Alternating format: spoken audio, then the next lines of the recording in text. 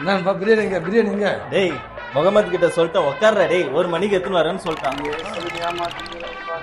டேய் வந்துருவான்டா அவன், 1 மணிக்கெல்லாம் வந்துருவான்டா. காலையில இருந்து சாப்பிடாம உட்காந்துருவான்பா. உன்னால நீ சொல்லி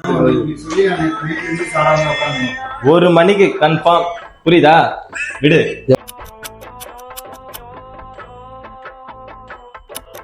டேய் 1:30 மணி ஆயிடுச்சு. டேய் ஃபோன் பண்றான் அவனுக்கு.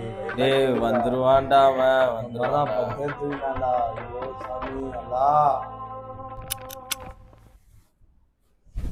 டேய் என்னடா என்ன பிரியாணி 5 மணி ஆயிடுச்சுடா. 5 மணியா? இருடா கால் பண்றேன். இருடா.